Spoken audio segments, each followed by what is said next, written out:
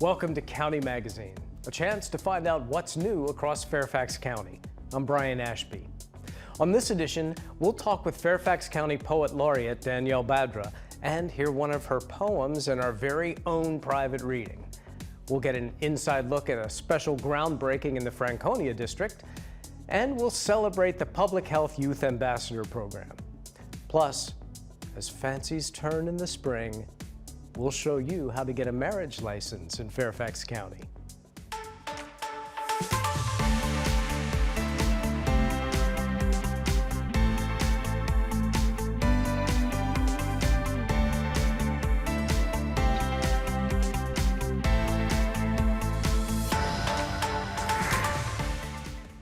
Fairfax County's Public Health Youth Ambassador Program trains local high school students from the African, African American, and Hispanic communities to take on the challenges of community health. With help from the Morehouse School of Medicine and the federal government, these students earn a leg up in cultivating their future careers in public health. Take a look. And we wish to express our profound gratitude to Admiral Levine, Rear Admiral Collins, and the entire HHS family for this recognition and life-changing opportunity you have afforded our public health youth ambassadors. We're at the headquarters of the Health and Human Services Office of Minority Health, and what's taking place today is a fabulous ceremony honoring the young people, the young graduates of the Fairfax County Health Department Public Health Youth Ambassador Program. We are formally acknowledging the accomplishments that you have made through the Advancing Health Literacy Program, and you've done it in a way that is unprecedented, long word, but an important word. The Office of Minority Health had a vision, and the vision was translated into a grant opportunity. Your families, your community partners, your political supports across your county said yes to the vision, but you, each one of you, made the vision a reality. It's a program that is specifically designed and geared towards high schoolers in Fairfax County from communities of color. That means African American, African immigrant, and Hispanic students. They embark on a journey of curriculum and field or practicum experiences of over 161 hours, and they get direct hands-on experience. The curriculum was developed by Morehouse College of Medicine, so that when the students graduate, they have a certificate from a medical program. And it teaches the students everything from interfacing in community and in work in communities of color to bring about public health practices.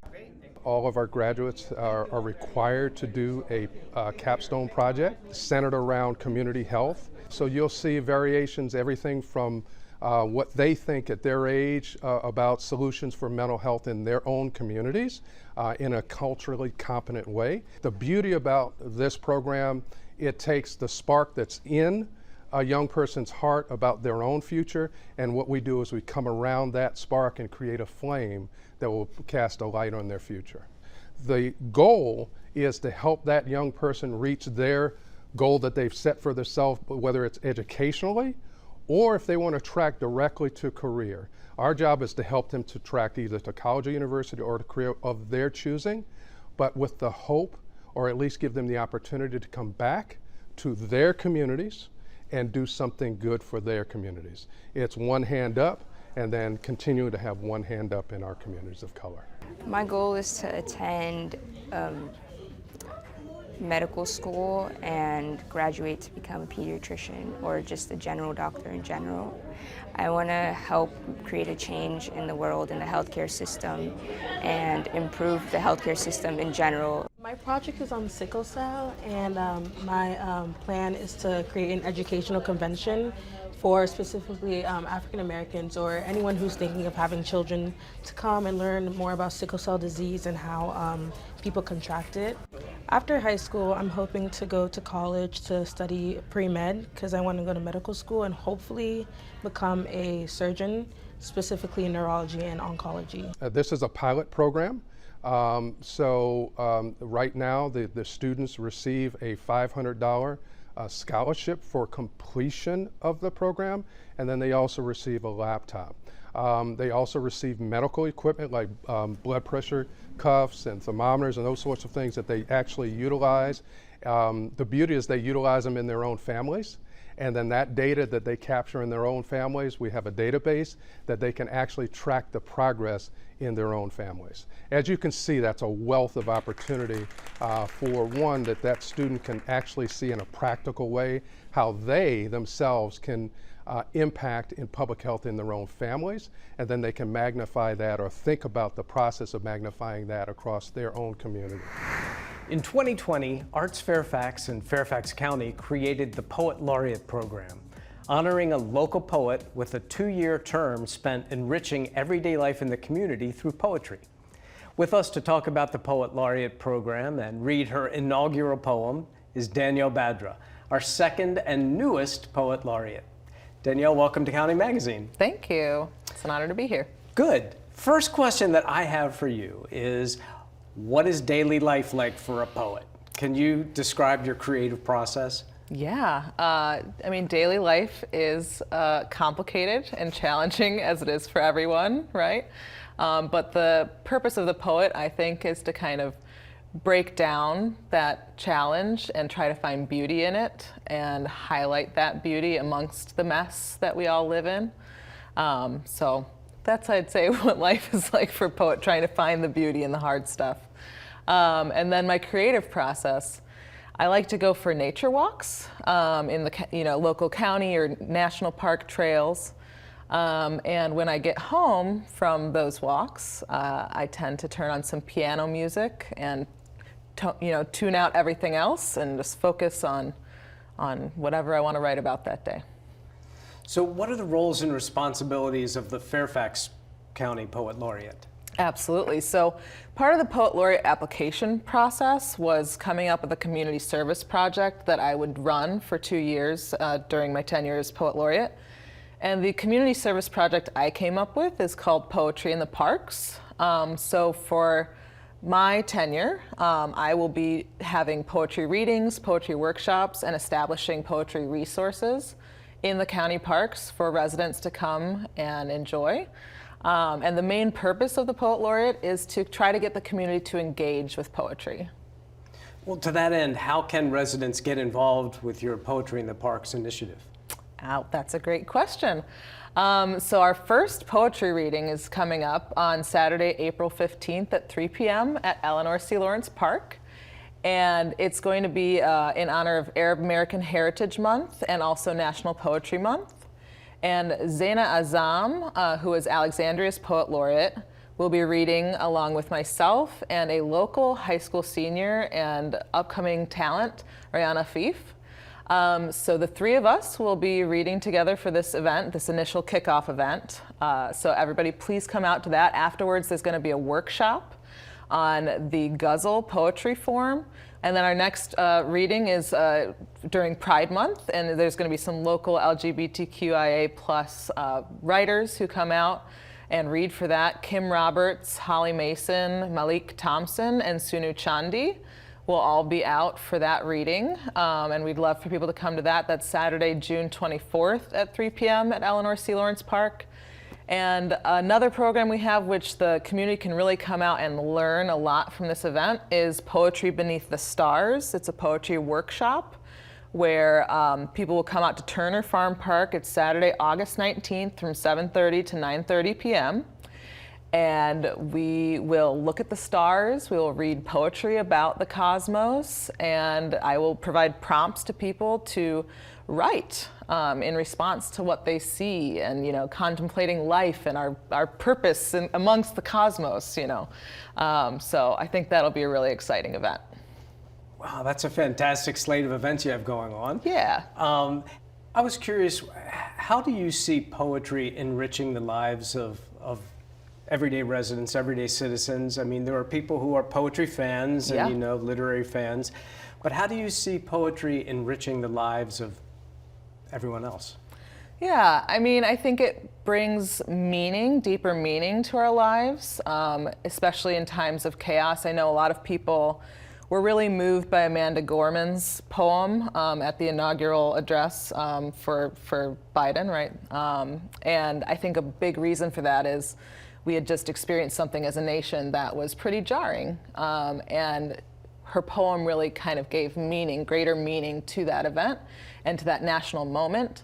And that's something that poetry can do. It can bring meaning to things that are really hard to understand. So tell us about your inaugural poem. I understand you will share that with us today? Yeah, I will definitely share it with you. The application that I submitted for the Poet Laureate position included a video where I was breaking down Mary Oliver's The Summer Day as if I was teaching it to the community. And so when I wrote my inaugural poem, I decided to use that same poem as a jumping off point.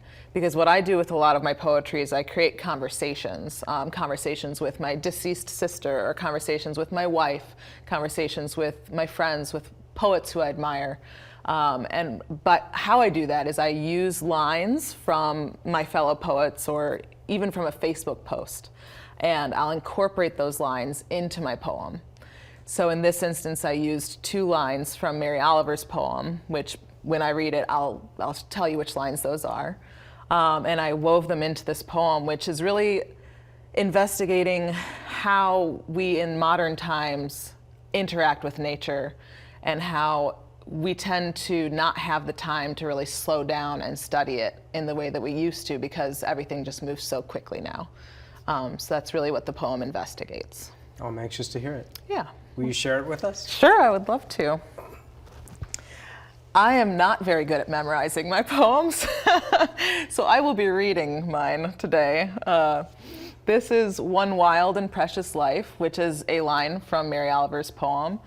And the 2 lines that I've incorporated into the poem from hers is the one who has flung herself out of the grass, the one who is eating sugar out of my hand. So those are lines from Mary Oliver's The Summer Day. Okay. And this is the poem. One wild and precious life.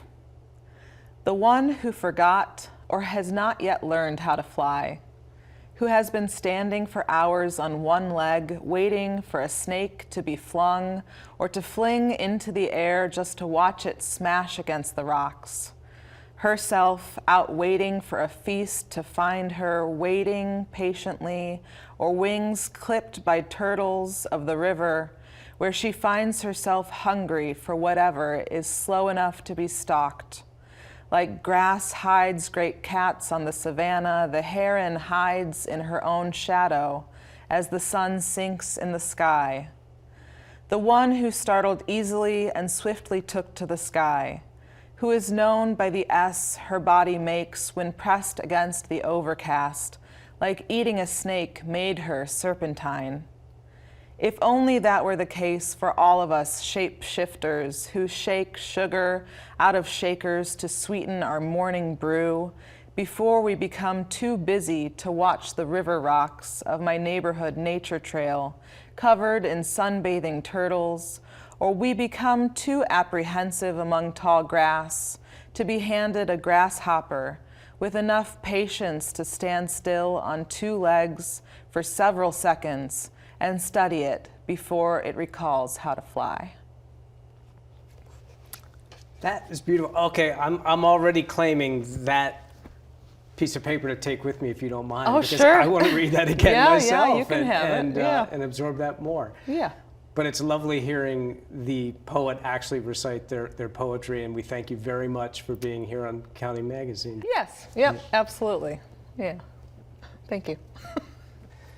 Recently, the Franconia District celebrated a long-awaited groundbreaking, delivering on a promise to bring a multi-purpose, multi-generational community hub to our area.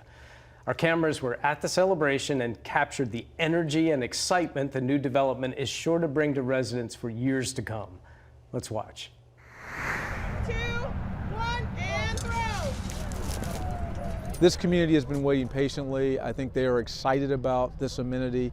The thing I like the most is that we have this multi-purpose facility. It's going to have early childhood education, it's going to have adult care, it's going to have the library, it's going to have the police department, it's going to have the supervisor's office, and it's going to have the Franconia Museum. And what I think that does is it allows for multi-generational interactions. You're going to have young kids who will be in the space in the early childhood program, they'll be in the library, you'll have those who are older who are also in the library, but they may also be in the adult care services. So I'm just excited about seeing the mix of folks that'll be in the facility that will be here. It's really exciting. It's a county investment in Franconia. It's a dream that we've had for a long time to bring all of these facilities together in one place for county efficiency, better delivery of services, and ease for the residents around here to be able to walk to great things like their library or be able to walk into the police station if they have a concern. And so this has been literally decades in the making. And I'm just so thrilled for the people who live in this area that we're able to bring these first-class services to them. Co-location is not new to Neighborhood and Community Services. We do this as part of the work that we have because we realize the importance of being in close proximity to other services that can truly support community and our residents holistically. The hard thing about reinvestment and redevelopment is that you have to have some sort of catalyst for it. So typically when you look around in some of the areas of Fairfax County, and particularly in the southeastern corridor, which includes Mason, Mount Vernon, and Franconia districts, we have some of the oldest infrastructure. So the thing that we're trying to do is figure ways to establish some spark to allow for that. So along Richmond Highway, we're talking about bus rapid transit and the widening of Richmond Highway. Here, I believe that this governmental center is also going to be a catalyst for helping us see additional development here. What you saw here today during the groundbreaking is a lovely large plot of dirt. But what you're going to see a couple of years in the future is a beautiful county facility that is custom made for our community members, where you can go and check out a book, talk to your local police officer, and check in with your elected official, and maybe even just take a walk around the grounds, and you're going to love it. We're going to be so excited to welcome you to the ribbon cutting in a very short amount of time.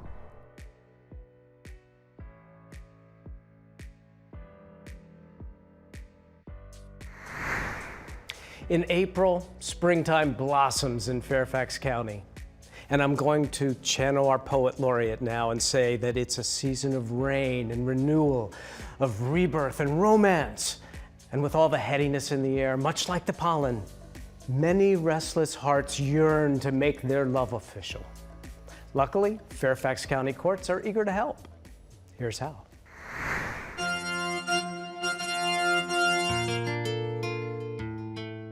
Weddings are joyous occasions. However, planning one can be a challenge and requires precise organization. Whether planning a large wedding or a small intimate one, before the flowers, the wedding bands, or the invitations, there is one item that should be first on your to-do list before saying, "I do." Everyone must have a marriage license before they get married in Virginia. This should be their #1 item on their to-do list. We encourage couples to fill out our online marriage license pre-application. The link to the pre-application is located on the Circuit Court's website. After they fill out the pre-application, the couple comes to the Fairfax Circuit Court together to get their marriage license. You do not need a blood test to get married in Virginia. You don't have to be a resident of Fairfax or a resident of Virginia to get a license, and there is no waiting period. In Virginia, requirements for a marriage license include: you and your intended spouse must be at least 18 years old. Both applicants need the full names of parents, including middle names, as they appear on their birth certificates. This also includes mother's maiden name. Marriage must be performed within 60 days of the date the license is purchased.